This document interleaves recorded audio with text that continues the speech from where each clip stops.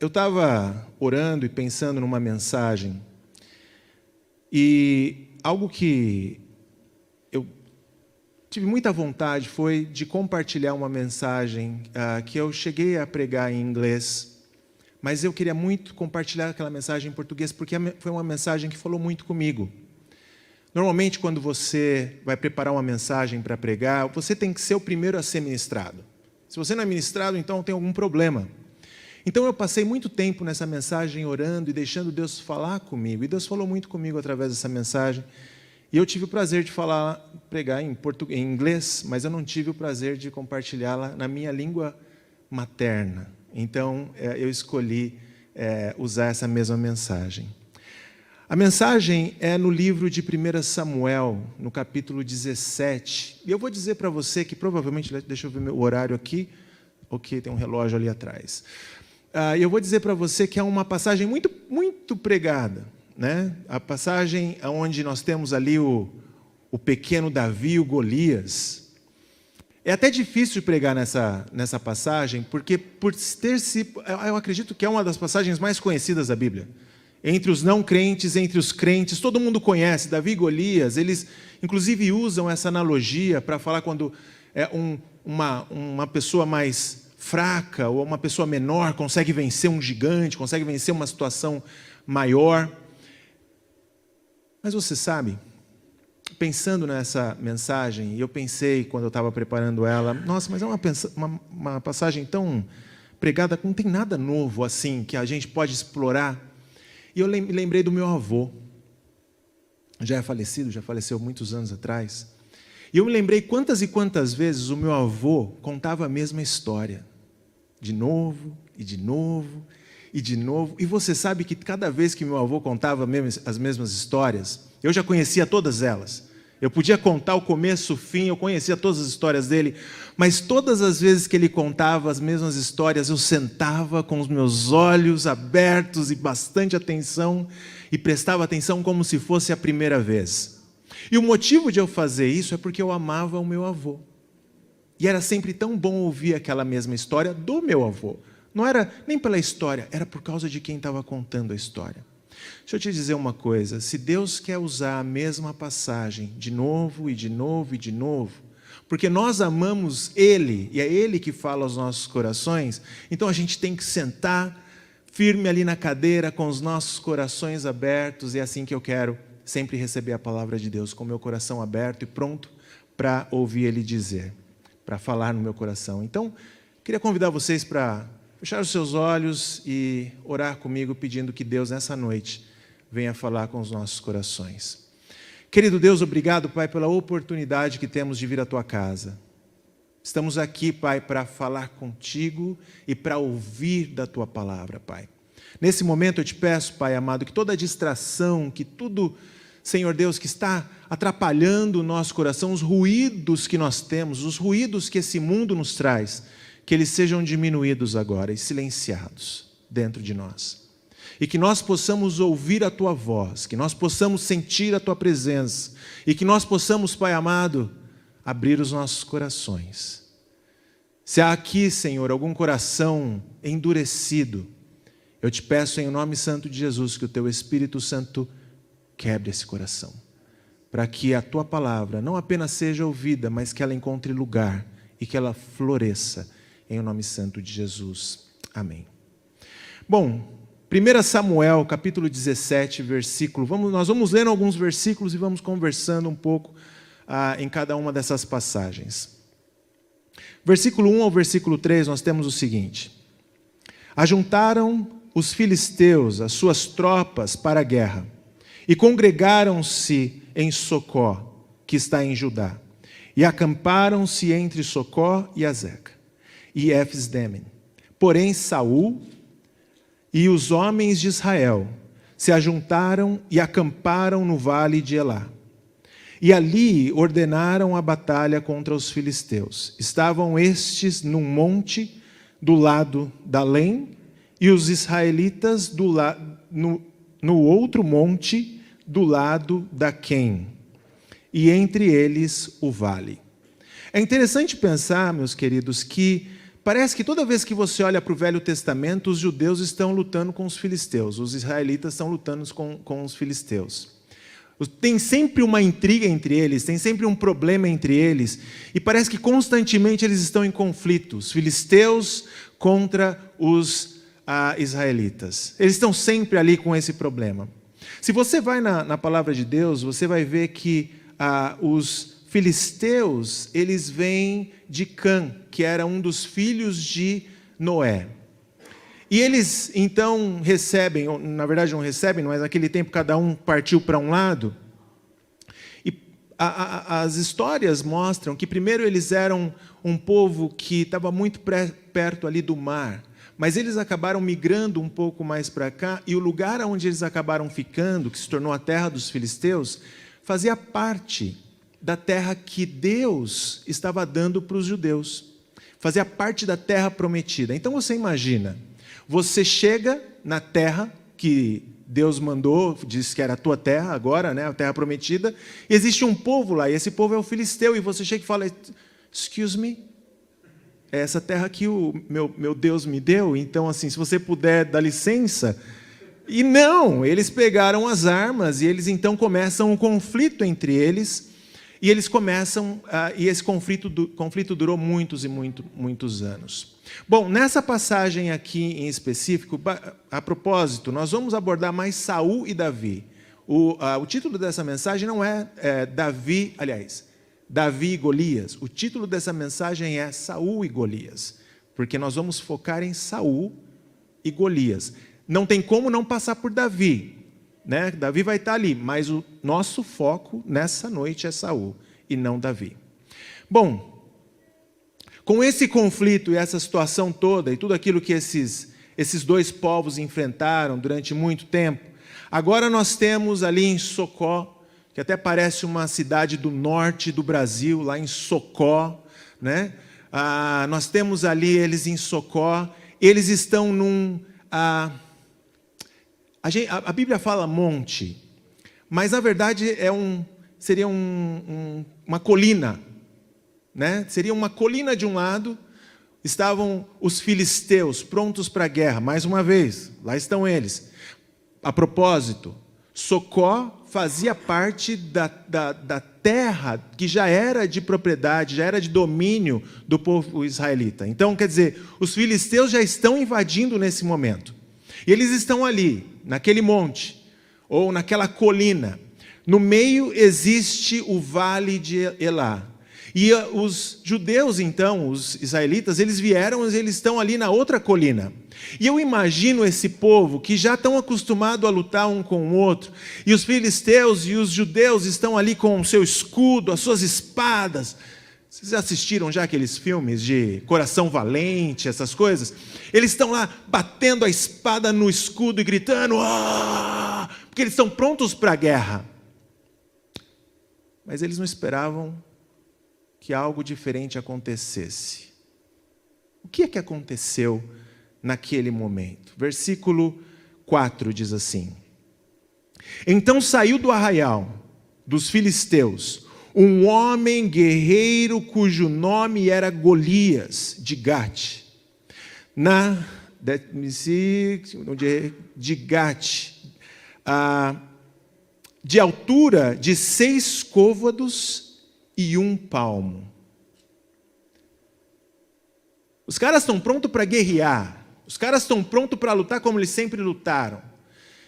Sai do meio do arraial, do meio daquela massa de pessoas, sai um guerreiro, que os estudiosos ali, eles variam mais ou menos entre 2 metros e 30 e 3 metros de altura. Está mais ou menos dentro disso. O cara é grande. E ele vem, mas tem mais. Versículo 5 diz assim: Trazia na cabeça um capacete de bronze, vestia uma couraça de escamas, cujo peso era de 5.000 siclos de bronze. Trazia caneleiras de bronze nas pernas e um dardo de bronze entre os ombros. A haste da sua lança era como o eixo do tecelão, e a ponta da sua lança de 600 siclos de ferro, e diante dele ia o seu escudeiro. Ele não só é grande, o cara não só é grandão, grande. Imagine o Chiefs, um grandão dali. Bom, o cara é maior, ele é grande. Só para lutar, ele carrega com a sua armadura cerca de 56 quilos. Bom, se você já foi do Brasil por um bom tempo, talvez você já tenha sido convidado para comer um churrasco, que na verdade é para encher uma laje. E aí você tem um saco de cimento. Um saco de cimento, depois do 10º saco de cimento que você está trazendo, e é 50 quilos. Ele parece uma tonelada. Você já começa a chorar cada vez que você tem que pegar um saco de cimento para fazer uma macieira. Você percebe que eu já fui convidado para vários churrascos lá, né? Quando os irmãos falavam, vamos para um churrasco, pastor? Eu começava a tremer. Eu falava, Deus, sério, vamos lá. All for Jesus. Mas olha só, o que o cara carrega nele são 56 quilos, mais do que um saco de cimento, e ele carrega isso para lutar. Ele carrega isso para fazer todo aquele negócio.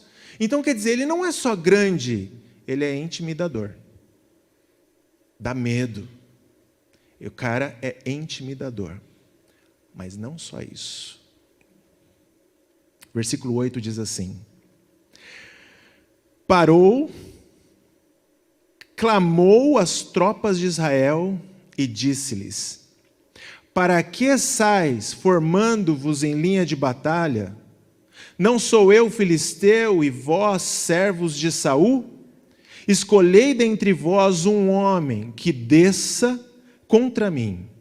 E se ele puder pelejar contra mim e me ferir, seremos vossos servos. Porém, se eu o vencer e o ferir, então sereis nossos servos e nós o serviremos.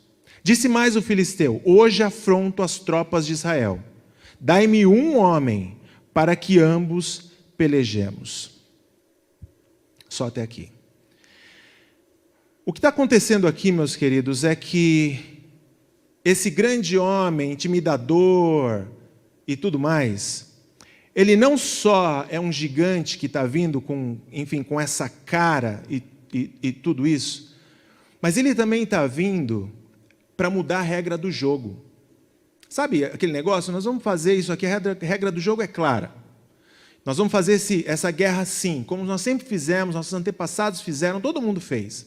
E de repente o Golias chega e fala assim: não, agora a gente vai jogar diferente.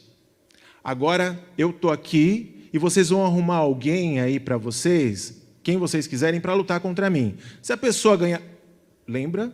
O cara é grande. Se a pessoa ganhar, então nós vamos servir, mas se eu ganhar, vocês vão nos servir. Sabe o que é interessante? Todos nós enfrentamos gigantes. E os nossos gigantes, eles vêm em diferentes formatos. Eles têm diferente cara. Algumas vezes os gigantes, eles aparecem, eles são intimidadores, né? Eles nos deixam intimidados, porque eles parecem ser tão fortes. Ele pode vir como um diagnóstico que nós não gostaríamos jamais de ter. Ele pode vir com um tratamento que não está dando certo. Ele pode vir em formato de uma crise de família. Um casamento que, por mais que você faça, parece que você não tem condição de resolver.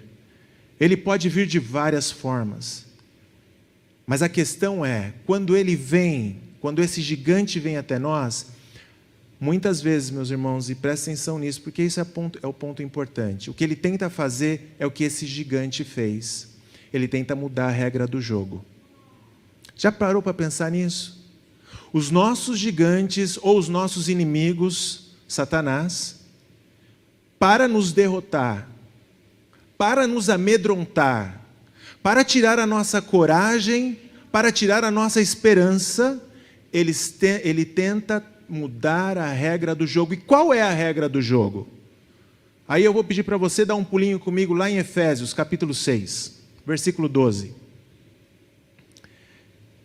Efésios 6, 12.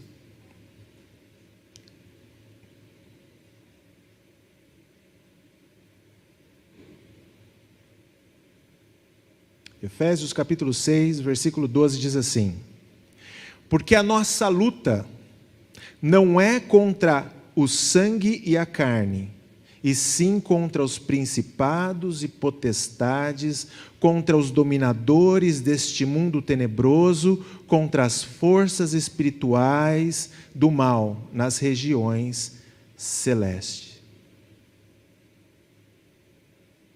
Meus irmãos, se você entregou a sua vida para Jesus, e a sua vida agora pertence a Ele, a sua luta não é mais contra o sangue e a carne. A sua luta agora são contra as forças espirituais. Nós não lutamos mais contra o sangue e a carne. Nós lutamos contra as forças espirituais. Mas você sabe o que acontece? A verdade é que o nosso inimigo, ele tenta nos enganar. Ele tenta nos mostrar que não, a sua luta, o seu gigante tem carne e sangue. E muitas vezes tem músculos também. Sabe, quando nós estamos enfrentando os nossos gigantes, quando nós estamos enfrentando os nossos problemas, quando nós estamos enfrentando as nossas crises, elas não parecem forças espirituais, elas parecem de sangue e carne. Ela vem na forma de um chefe que quer acabar com você, ou de alguém que quer destruir a sua carreira. Ela vem na forma de um problema financeiro que está ali, eu estou vendo, é carne e sangue. Ela vem na forma de, como eu disse, enfermidades ou conflitos e crises, e parece muito carne e sangue. E é isso que o nosso gigante está tentando fazer conosco. Ele quer mudar a regra do jogo. Mas quando nós olhamos para trás, quando nós olhamos para a palavra de Deus, nós percebemos que essa não é a regra para aqueles que são servos do Senhor. Para nós, a regra é diferente. Versículo 8, é interessante, no versículo 8, de lá de 1 Samuel, se você colocou o dedinho ali ou um fitilho ali, volta lá para Samuel. Olha o que ele diz no versículo 8. Parou, clamou as tropas de Israel e disse-lhes: para que saís formando-vos em linha de batalha? Não sou eu filisteu, percebe? Não sou eu um homem de carne e osso, que pertence aqui ao grupo filisteu. E veja o que ele continua falando: e vós servos de Saul? Percebe? Você lembra que os judeus, o pessoal de Israel, eles sabiam quem era o Senhor deles. Eles serviam a um Deus vivo. Mas então esse gigante, ele não só vem amedrontando as pessoas, mas ele faz questão de lembrar, mudar. Ele faz questão de enganar eles. Vocês são servos de Saul. Vocês são os homens de Saul. Que apesar de ser um cara grande, ainda é menor do que eu. Percebe? Tentar, queridos, fazer com que aquelas pessoas olhassem o problema pela perspectiva do gigante, não pela perspectiva divina. O que ele está fazendo, mudando a regra do jogo, é dizendo: para de olhar pela forma que Deus coloca para você. Para de olhar pela forma espiritual. Para de olhar pela forma bíblica. E começa a olhar através da minha perspectiva. Olha só. Ele é grande, porque a Bíblia diz que Saul era o mais alto entre os judeus, entre os homens de Israel. Quer dizer, ele era bem alto. Então ele está olhando e falando: vocês servem aquele cara lá, ele é um cara altão. E eu sou um filisteu. Esquece esse negócio de Deus. A nossa luta aqui é contra a carne e o sangue. Eu acho interessante, porque se nós olharmos na vida de Jesus, depois de Jesus ter sido batizado, quando você lê a passagem em Lucas capítulo 3, É muito bonito, porque se você pensar, Jesus está começando o ministério dele ali. Ele não teve... a gente, pelo menos a Bíblia não nos diz nada que aconteceu antes de ele começar um ministério que seja assim, sobrenatural, ou milagres, ou tudo mais. Ou mesmo Deus, o Pai, falando com o Filho. Nós não temos nenhuma passagem bíblica que nos mostra isso. Então Jesus vai para o batismo. João Batista está ali no rio e está batizando. Ele vai batizar Jesus. E quando ele batiza Jesus, o Espírito vem em forma de pomba e uma voz, é o Pai falando com o Filho. E o que o Pai fala para Jesus ali, para o Filho, é: Tu és meu Filho amado, em quem me comprazo. Essa mensagem que o Pai está dando é mais ou menos o seguinte: meu filho, você se fez homem. Você lembra da passagem lá em Filipenses 2,7, que Jesus se fez homem. Ele tomou a forma de homem, 100% Deus e perfeitamente homem. Perfeitamente porque ele não tinha pecado. Mas ele está ali, na forma de homem, do 0 aos 33 anos. Não, menos, né? Do 0 aos 30 anos. E ele está começando agora o ministério dele. E ele vai ser mandado para o deserto, para ser tentado. Então Deus, antes de ele começar o ministério, Deus Pai, antes de começar o ministério, ele vem e diz: Tu és meu filho amado. Quer dizer, se existe qualquer dúvida, se existe qualquer coisa, está acabado aqui, porque você é meu filho amado e agora você vai começar o seu ministério. E aí olha só o que diz, se você quiser acompanhar comigo, Lucas. Vamos dar um pulo lá? Fazer um exercício bíblico aí? Lucas capítulo 4, mas guarda 1 Samuel que a gente volta lá, tá bom? Não acabou lá não. Lucas capítulo 4, versículo 3. Deixa eu ir lá também, porque eu tenho aqui anotado aqui, mas eu não tenho o versículo inteiro. Lucas 4, 3 diz assim: Disse-lhe então o diabo: Se és filho de Deus, manda que essa pedra se transforme em pão. A minha pergunta para vocês nessa noite é o pão o ponto? É o pão a tentação? A tentação é: se você é filho de Deus, porque ele acabou de ouvir isso do Pai. E agora ele está entrando no deserto. E o diabo vem e fala: se és filho de Deus, então transforma essa pedra em pão e para de passar fome. Você percebe? Tira o espiritual e joga sangue e carne. Tira a questão de Deus e joga na frente de Jesus pão e a pedra, natural ao invés de espiritual. Olha só o versículo 9, que também diz a mesma coisa. Então o levou a Jerusalém, o colocou sobre o pináculo do templo e disse: se és filho de Deus, uma vez mais. Em outras palavras, a tentação que Jesus recebeu aqui é a mesma que os israelitas receberam lá atrás, é a mesma que nós vemos acontecer vezes após vezes na palavra de Deus, e agora preste atenção nisso. É a mesma que eu e você recebemos todos os dias, nas nossas lutas e tribulações. É a mesma tentação. A tentação de que nós temos que lutar contra a carne e o sangue, ao invés de confiarmos no Rei dos Reis e Senhor dos Senhores. Essa é a tentação que é jogada na nossa cara, e é assim que Satanás tenta nos derrotar. Ele tenta mudar aquilo que Deus tem colocado nos nossos corações. Versículo, vamos voltar lá para 1 Samuel.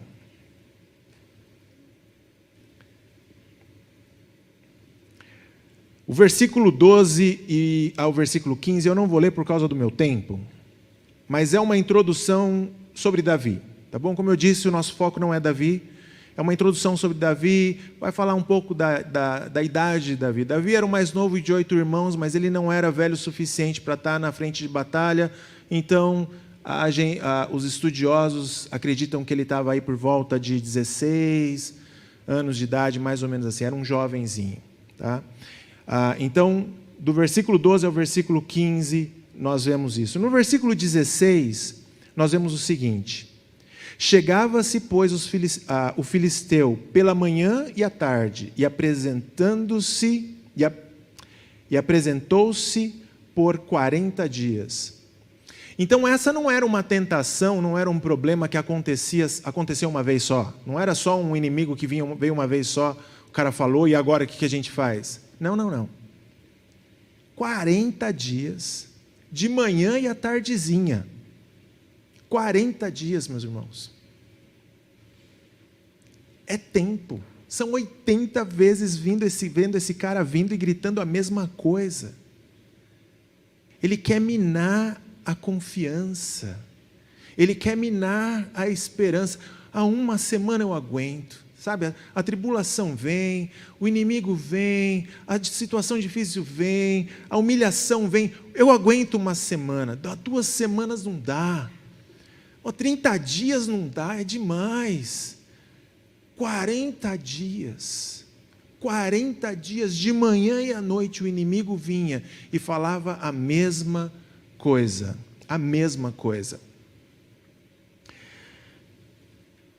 Ele quer acabar com a esperança, minando de pouquinho em pouquinho a fé, a confiança e a esperança. Assim também é conosco. É a mesma forma. Do versículo 17 ao versículo 22, e você pode ler essas passagens que eu estou pulando em casa, mas 17 ao 22, nós vemos, nos fala aqui como Davi chegou até lá. Basicamente, o pai de Davi estava preocupado, os filhos que estavam na luta não voltavam. Imagina, 40 dias, faziam 40 dias que os filhos estavam lá, fora o tempo que eles foram para a batalha e tudo mais. Então faz 40 dias que eles estão lá e nada, não tem notícia, não tinha internet, não dá para mandar um text message para checar nos amigos onde é que eles estão, não dá. Então assim, cadê meus filhos? Vai lá, Davi, leva comida para eles e depois você traz alguma informação para mim. Isso aí é do versículo 17 ao versículo 22. Agora vamos dar um pulo lá para o versículo 23 ao versículo 25 do capítulo 17 de 1 Samuel. 23 a 25 diz assim: estando Davi ainda a falar com eles, eis que vinha subindo do exército dos filisteus o duelista, cujo nome era Golias, o filisteu de Gate, e falou as mesmas coisas que antes falara, e Davi o ouviu. Bom, agora nós temos Davi chegando lá e ouvindo aquelas mesmas coisas que foram ditas vezes após vezes para essas pessoas. Vamos continuar lendo aqui, vamos ler do versículo 24 até o versículo 26, que diz assim: todos os israelitas, vendo aquele homem, fugiam de diante dele e temiam grandemente. Você percebe? Eles estão com medo, eles não estão confiando onde deveriam confiar. E diziam uns para os outros: vistes aquele homem que subiu, pois subiu para afrontar a Israel. Mais uma vez, carne e sangue, é como eles estão vendo. A quem o matar, o rei o cumulará de grandes riquezas, e lhe fará por mulher a filha, e a casa de seu pai isentará de impostos em Israel. Vamos falar um pouquinho de Saul. Saul foi chamado para ser um rei que lutava pelo seu povo. Eu vou ler para vocês não precisam abrir, mas o capítulo 8, versículo 20 de 1 Samuel diz assim: é o povo dizendo para Saul: para que sejamos também como todas as nações, o nosso rei poderá governar-nos, sair diante de nós e fazer as nossas guerras. É para isso que os judeus, o Israel, queriam um rei. Porque lembra que, na verdade, eles não tinham um rei, né? Nós tínhamos os juízes. Mas eles diziam: não, eu quero um rei. Para quê? Porque ele vai sair na nossa frente, ele vai lutar as nossas guerras. Bom, Saul era esse homem, e ele começou muito bem, gente. Ele começou guerreando, ele começou fazendo aquilo que deveria fazer, confiando em Deus. Mas um problema de pride, orgulho, acabou corroendo a vida de Saul. E Saul, de alguma forma, ele acabou se rendendo àquela posição que ele tinha. Sabe, ele começou a olhar para tudo aquilo que ele tinha, o reinado e todas as outras coisas, ele começou a se render a tudo aquilo que ele estava vivendo. Difícil isso. Interessante porque algumas vezes o mundo faz isso com a gente, né? A gente vai mudando a situação, a gente vai mudando a posição, a gente vai galgando, e é Deus quem nos dá, porque foi Deus que colocou Saul nessa posição. Mas algumas vezes o orgulho entra no nosso coração, e a gente começa a pensar, você sabe, eu fico confundindo, a gente não precisa mais de Deus, porque eu consigo fazer isso sozinho, eu consigo, olha onde é que eu estou, onde é que eu cheguei, percebe? Eu cheguei nesse lugar de carne e sangue. Ele era alto, ele era o rei. Qual deveria ser a primeira pessoa a lutar pelo povo? A dizer para o Golias, ei Golias, para começar, não é o povo de Israel não, é o povo do Deus vivo. E vamos lá, vamos para essa luta aí, vou te mostrar quem é meu Deus. Mas não foi isso que ele fez. Ele se escondeu atrás da sua posição. Então aqui ele está dizendo que Saul vai dar muita riqueza, vai dar muito dinheiro para aquele que venceu Golias. O que ele está dizendo é, eu vou me esconder atrás do meu poder. Alguém, dinheiro para ir lá? Para que eu vou aceitar dinheiro se eu estou vendo que eu vou chegar lá e vou morrer, porque está todo mundo olhando para esse gigante como se ele fosse o grande problema? Não vou. Aí Saul vai oferecer o quê? Olha, tem mais, eu vou dar a minha filha para o guerreiro casar. O que ele está dando é a posição, o status dele. Porque quem casar com a filha de Saul vai ser príncipe. Vou fazer dessa pessoa príncipe. Alguém? Talvez a filha não deveria ser tudo isso, ninguém falou nada, ficou todo mundo quieto. Ninguém. Acabou impostos. Opa, essa era boa, né? Essa foi uma boa sacada. Sem impostos para quem for lá e vencer. E é por isso que Jesus não pagava impostos, porque ele é descendente de Davi. Toda a família, toda a geração não precisava mais pagar impostos. Alguém? Ninguém. Saul está se escondendo atrás do sangue e da carne. Por quê? Porque só o que ele vê diante dele é sangue e carne que ele está lutando. Vamos lá, porque aquele relógio de sangue e carne, ele não para. Vamos lá, vamos caminhar. O versículo 25, né, que diz todas essas coisas, nos mostra então como Saul olhava toda essa situação. O versículo 26, a gente tem uma mudança de posição, a gente tem uma mudança de atitude. E aqui entra um jovenzinho, que nessa época não era rei, era apenas um pastor, né? O nome dele é Davi, que confiava em Deus.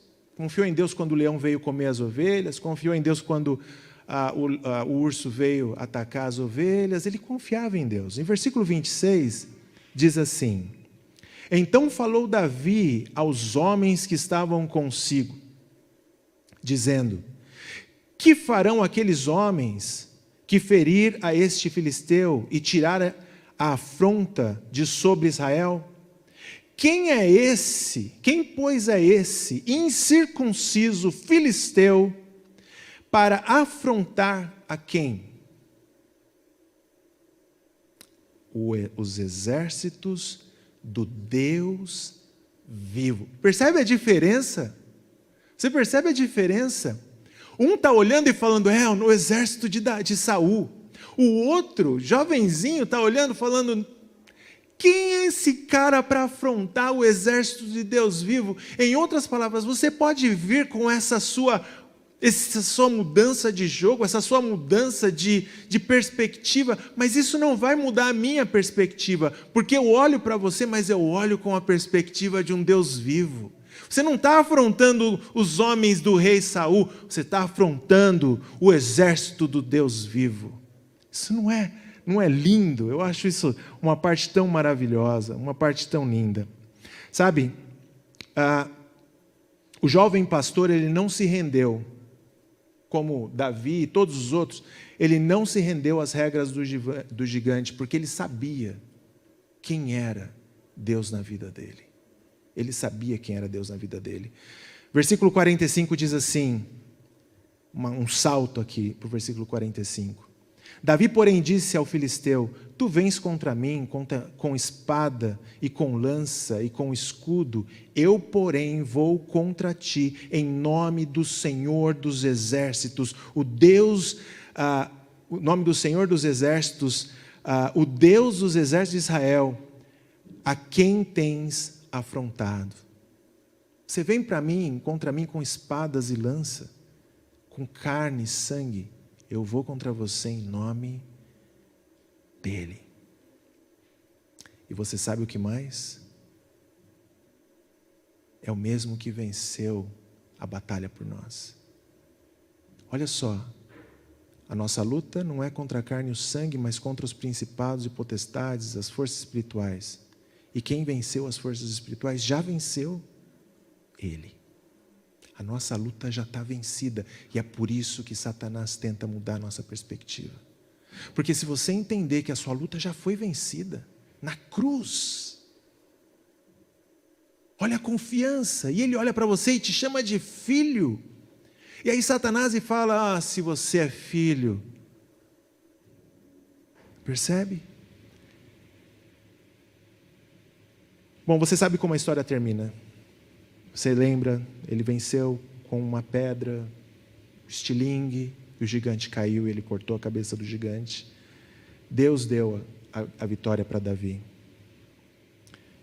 O mais importante para nós nessa noite é nos lembrar o seguinte: que o gigante está tentando tirar o nosso foco, está tentando nos fazer acreditar que a nossa luta não é contra os principados, aliás, contra a carne e o sangue, mas é contra os principados e potestade. E como eu disse, o gigante vem em nossas vidas de muitas formas, inclusive na forma de pecado, de tentação. O gigante vem de várias formas. Mas a única forma de vencer o gigante, nós muitas vezes tentamos de tudo que a gente pode, mas a única forma de vencer o gigante é se nós entendermos em nome de quem que nós lutamos essa batalha e que essa batalha já foi vencida. Eu gostaria de contar a última história como ilustração. Meu horário já foi. Você me dá 5 minutos? Deixa eu ver, quem me dá 5 minutos aqui? 5, 10, 15, 20, 25 é suficiente. Acho que eu consigo. Eu estava na 2ª série. Eu tinha 8 anos de idade. E no Brasil, como vocês já sabem, mas eu estou aqui olhando para a nossa amiga, Amber. No Brasil, naquele tempo, Amber, os professores seguravam os alunos que não iam bem, ou que não tinham uma atitude legal na classe. Bom, tinha na minha classe um rapaz, eu já estou dizendo até um rapaz, que ele tinha ficado 2 anos na 1ª série, e já estava 2 anos na 2ª série. Então era para ele estar na 4ª série, mas ele estava na 2ª série. Ele era grande. Oi? O que eu estou falando, amor? 6ª série, eu nem sei já, eu até perdi a conta. O cara era grande, esse é o ponto, é verdade, sei lá quanto. O cara era grande, né? Aí, um belo dia, do nada tinha acontecido. O garotinho de 8 anos, eu, franzino, né, magrinho, estava lá na escola, todo felizinho com a minha mochilinha. Esse rapaz, sentado na carteira, o rapaz chegou e deu um peteleco, um tapa na minha nuca e falou: aí, você, hoje, no final da aula, nós vamos brigar, vou quebrar você. Eu falei: o que eu fiz para esse cara? Eu falei: o que é isso, cara? Vamos ser amigo, não tem amizade, eu vou acabar com você, vou matar você. E eu, gente, que cara louco. Entendi porque ele estava tantos anos repetindo de série, né? Falei: cara doido. E os meus amiguinhos, eles começaram a vir e falar: ô, Denis, cuidado, porque ele está falando sério. E cada vez que eu olhava para trás, ele sentava na última carteira, eu olhava para trás e ele fazia: eu vou acabar com você, vou acabar com você. o gigante. Um dia, tudo bem. 1 minuto eu aguento, 10 minutos eu aguento. Mas a aula inteira... Gente, o cara, eu só via a carne e o sangue, eu nem era convertido. O cara começou a ficar maior e maior e maior e maior, e eu via ele como um gigante de 3 metros de altura. E era como ele se parecia para mim, um gigante. Eu falei, eu tenho que falar com alguém, vou falar com a professora. Professora, o fulano, nem lembro o nome dele, o fulano de tal falou que vai me pegar no final da aula. Pensando, né, uma boa professora, ela vai me acolher, ela vai me abraçar, ela fala, ninguém vai bater nesse menino não, menino de ouro. Ela olhou para mim e falou assim, seja homem, cuida da sua vida. Que? Eu falei, bom, agora não sei o que vai fazer, né? Eu falei, bom, Deus não me deu braços fortes, eu não tinha, não deu, né? Mas Ele me deu pernas longas. Eu falei, eu vou sair correndo daqui, porque esse é o único jeito de salvar esse rostinho aqui. Tenho que casar um dia, né? Quando bateu o sinal, minha mochila estava pronta, queridos, e eu saí correndo. O cara saiu correndo atrás e ele gritava, pega, pega. Eu estava com tanto pavor, eu estava com tanto medo daquele gigante, que eu ainda que ele não tivesse aqui, eu sentia ele aqui para me pegar. E eu saía correndo e eu ouvia só, pega, ei! E eu corria. E quando eu saí do portão para fora, eu senti alguém pegando o meu ombro. Eu comecei a me debater. Porque eu pensei, agora já era, né? Eu comecei a me debater, quando aquela voz que entrou no meu coração, e era uma voz conhecida, uma voz boa, era minha mãe. E ela disse, filho.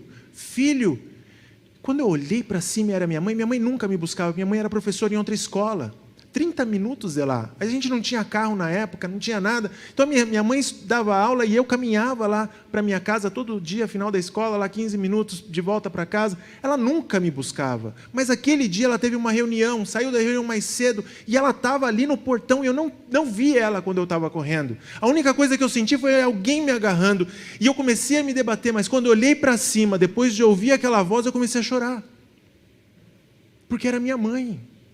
Sabe, meu irmão, eu não sei o que está acontecendo na sua vida, nesse momento. Eu não sei se você está enfrentando um gigante hoje ou não. Eu não sei quão desesperado, ansioso, está fazendo com que esse gigante seja maior e maior e maior, mas eu quero te dizer uma coisa, que nessa noite tem alguém que tem uma voz familiar falando no seu coração, e ele está dizendo, filho, filha, não precisa mais correr. E você tem duas únicas opções para você.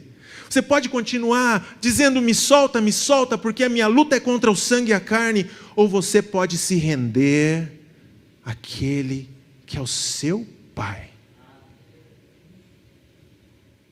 E a decisão é toda sua.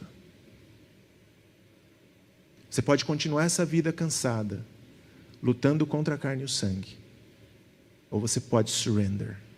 Você pode se render ao único que é poderoso para fazer infinitamente mais do que tudo quanto pedimos ou pensamos. O nosso Pai amado, que já venceu a batalha por você na cruz do Calvário.